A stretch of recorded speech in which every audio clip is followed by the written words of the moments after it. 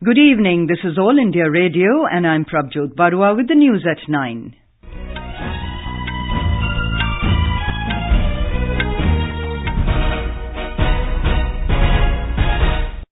The headlines. External Affairs Minister Sushma Swaraj says India gets unprecedented support from international community for listing Masood Azhar as a global terrorist under UN Sanctions Committee. New Delhi welcomes France's decision to freeze all assets of Jaish-e-Mohammed Chief Masood Azhar. Prime Minister Narendra Modi and other world leaders condemn mass killing in New Zealand mosques.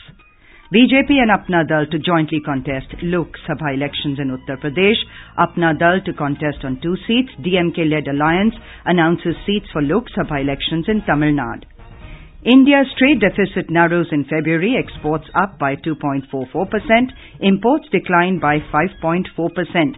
And in sports, India bags 5 medals, including 2 gold, in the Asian Youth Athletics Championships in Hong Kong today.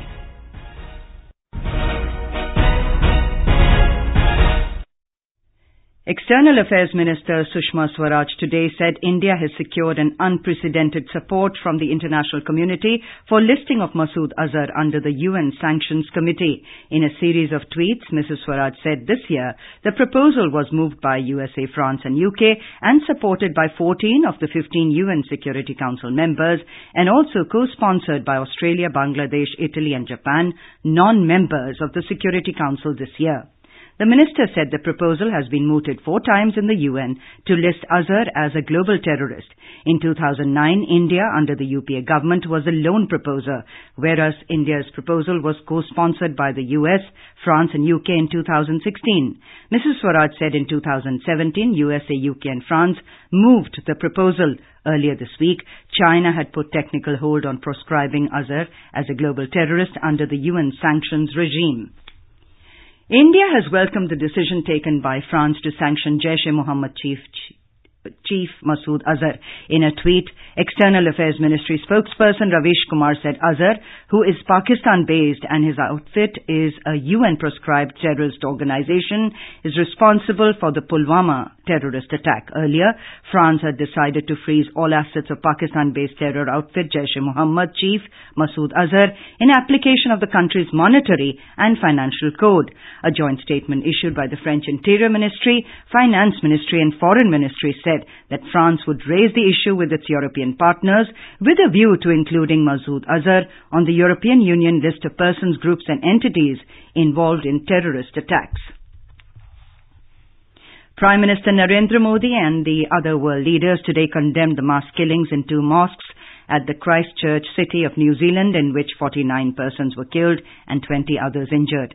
Expressing deep shock over the killings, Mr. Modi stressed India's strong condemnation of terrorism in all its forms and manifestations, and of all those who support such acts of violence. In a letter to New Zealand Prime Minister Ms. Jacinda Ardern, Mr. Modi said that hatred and violence have no place in diverse and democratic societies. Australian Prime Minister Scott Morrison also condemned the incident and described the attacker as an extremist, right-wing and violent terrorist.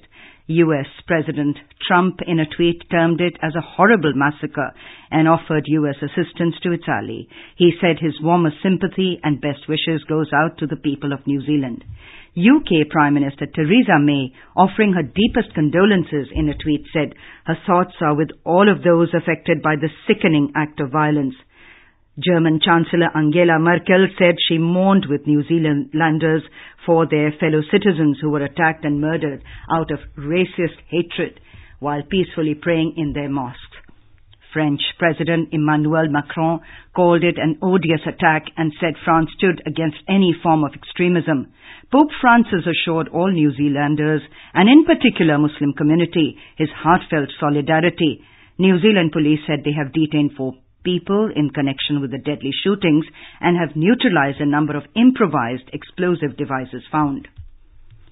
India, expressing shock over terror attack in New Zealand today, said its High Commission is in touch with the local authorities to ascertain more details about the possibility of Indians being affected by shooting in 2 mosques in Christchurch.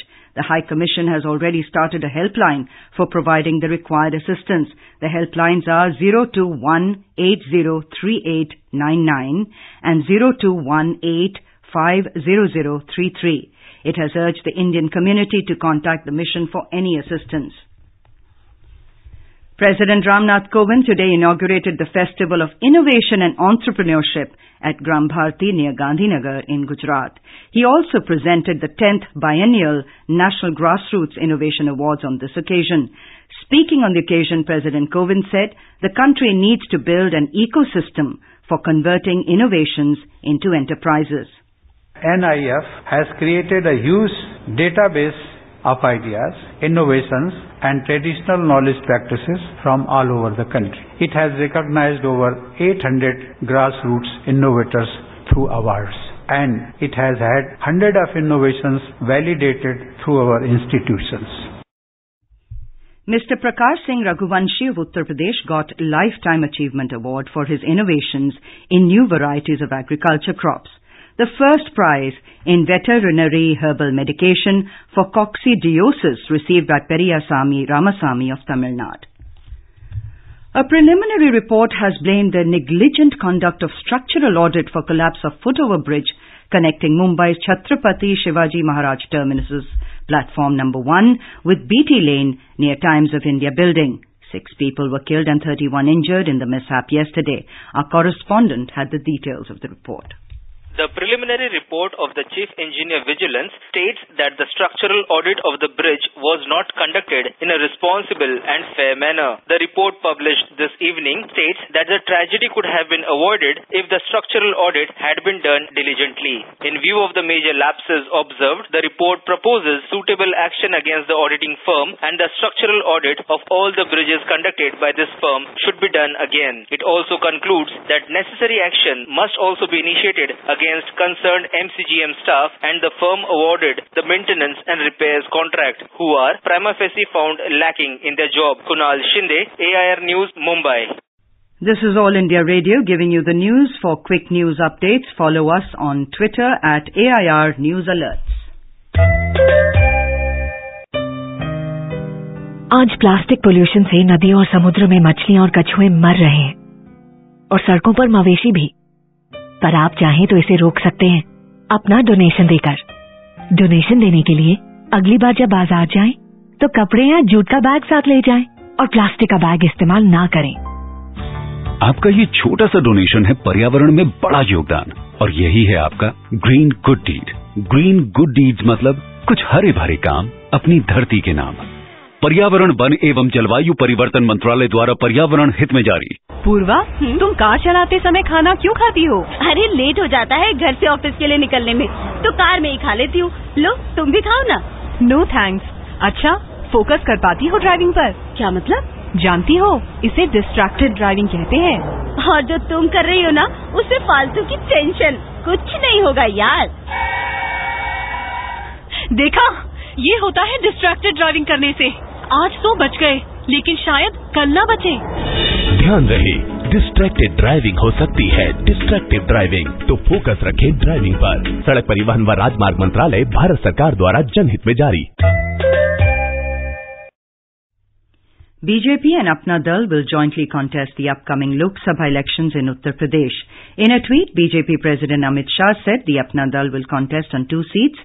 Ms. Anupriya Patel will contest from Mirzapur parliamentary constituency, who is also the sitting member from the same seat. He said the decision on the second seat will be taken after holding talks between the leaders of the two parties. Samajwadi Party has declared 5 more candidates in Uttar Pradesh for the upcoming general elections. The party has decided candidates for Gonda, Barabanki, Kairana, Ghaziabad and Sambhal seats. Former State Minister Vinod Singh alias Pandit Singh will contest Gonda parliamentary seat, while Ram Sagar Rawat will fight from Barabanki reserve seat. Sitting MP from Kairana, Tabassum Hassan, will contest this time also on the party symbol, and former MP Shafiqur Rahman Bark will fight from Sambhal constituency. Surendra Kumar alias Munni Sharma is a party candidate from Ghaziabad seat. Till now, Samajwadi Party has announced 16 candidates for parliamentary elections in state. DMK-led alliance in Tamil Nadu has announced the Lok Sabha seats where the coalition parties will contest the elections. DMK President M.K. Stalin, flanked by the alliance leaders, released the list this morning at his party headquarters, Anna Arivalayam. The DMK will contest all the 3 seats in Chennai. It will also field its candidates in 17 other seats in the state, covering most of the northern parts of the state. Congress would contest in 10 seats, including Kanyakumari, Shivaganga, the home constituency of ex-finance minister P. Chidambaram, and Puducherry. Vaiko-led MDMK has been allocated Erode constituency besides a Rajya Sabha seat when it gets vacant from the state. CPIM will field its candidates in Madurai and Coimbatore. CPI will contest in Nagapattinam and Tirupur. NDA's coalition partner in PMK in Tamil Nadu has released its election manifesto in Chennai today. The party founder, Dr. S. Ramados, released the document in presence of former Union Health Minister and party youth wing leader, Dr. Ambumani Ramados. In the manifesto, the party favors 33% reservation for women in legislature bodies, sharing of GST revenue with local bodies, and Bharat Ratna award for musician Ilayaraja. The National People's Party, NPP, today announced the name of former Union Minister Agatha K. Sangma as a common candidate of the Meghalaya Democratic Alliance, MDA, who will be contesting for the upcoming Lok Sabha polls from Tura seat. She will be contesting against the Congress heavyweight former chief, Dr. Mukul Sangma. In Jammu and Kashmir, the representatives of all major political parties except the National Conference held meetings with the special observers appointed by the Election Commission in Jammu today. More from our correspondent. The representatives of most of the national as well as regional political parties including Congress, PDP, BSP, JK, NPP, etc. stressed that the assembly elections should be held as soon as possible to restore the popular government in Jammu and Kashmir. The BJP, however, was of the view that conducive atmosphere is prerequisite for assembly elections, while the National Conference argued that the party has already made its position clear on holding of general as well as assembly elections in the state. Yogesh Sharma, AIR News, Jammu. India's trade deficit narrowed in the month of February this year to $9.6 billion. According to data released by the Commerce Ministry today, the exports grew by 2.44% year-on-year to $26.67 billion, while imports declined by 5.4% to $36.26 billion. Union Minister Arun Jaitley today said India is the world's most populous and largest democracy, and soon it will be the 5th largest economy in the world. He also said that after a decade, India is likely to be amongst the top 3 economies in terms of size, along with the United States and China. India bagged 5 medals, including 2 gold, on the opening day of the Asian Youth Athletics Championships in Hong Kong today. Philip Maheshwaran Tabita grabbed the first gold for India by winning the boys' 110 meters hurdles in 12.86 seconds. Vipin Kumar added the second yellow medal for India in the boys' hammer throw with an effort of 69.63 meters. India's first medal of the day came from Harshita Sherawat as she clinched a silver in the girls' hammer throw with an effort of 61.93 meters. Swati Shengade of Pune, Maharashtra has bagged the first prize of the DD Mahila Kisan Award for 2018-19. Prasar Bharati Chairman A. Surya Prakash gave away the award to Ms. Shengade at a grand finale event organized by DD Kisan Channel in New Delhi. As many as 110 women farmers participated in the award competition, out of which 5 were selected for the grand finale. Sensex at the Bombay Stock Exchange surged 269 points to end at 38,024. Nifty at National Stock Exchange was also up 84 points to settle at 11,427. The rupee appreciated 26 paise to 69 rupees and 10 paise against the US dollar. And now, before we end the bulletin, the headlines once again. External Affairs Minister Sushma Swaraj says India gets unprecedented support from international community for listing Masood Azhar as a global terrorist under UN Sanctions Committee. New Delhi welcomes France's decision to freeze all assets of Jaish-e-Mohammed Chief Masood Azhar. Prime Minister Narendra Modi and other world leaders condemn mass killing in New Zealand Mosques. BJP and Apna Dal to jointly contest Lok Sabha elections in Uttar Pradesh. Apna Dal to contest on 2 seats. DMK-led alliance announces seats for Lok Sabha elections in Tamil Nadu. India's trade deficit narrows in February. Exports up by 2.44%. Imports decline by 5.4%. And in sports, India bags 5 medals, including 2 gold in Asian Youth Athletics Championships in Hong Kong today. That's all in the news at 9. Good night.